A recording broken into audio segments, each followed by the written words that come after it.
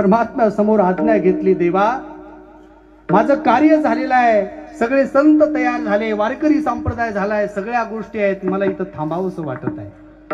माझे ज्ञानोबा आहे पंढरीच्या पांडुरंग परमात्मा समोर पांडुरंगाजवळ समाधी घेण्याची भाषा करत आहेत, आपलं शरीर ठेवण्याची इच्छा करत आहे.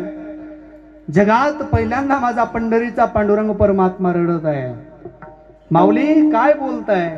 अहो या जगात तुम्ही एवढी माझी कीर्ती केली आहे, प्रत्येक गावागावापर्यंत माझं नाव नेलंय, माझी वारी नेली आहे, आणि आज थांबताय.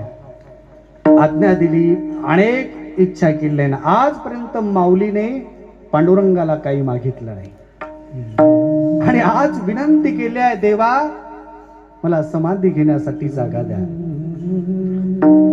मग भगवंतानं विचार केला, माऊली तुमचा निर्णय झाला ना, म्हटले तुम्ही समाधी पंढरपूरला घ्यायची नाही, तुम्ही आळंदीला घ्यायची.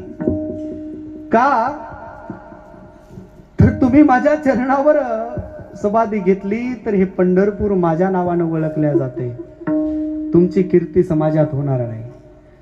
चंद्र सूर्य राहीपर्यंत जसं पंढरपूर म्हटलं की विठ्ठल पांडुरंग आहे, तसं आळंदी म्हणलं की तुमचं नाव निघलं पाहिजे, तुमचं नाव म्हटलं कीच आळंदी निघलं पाहिजे.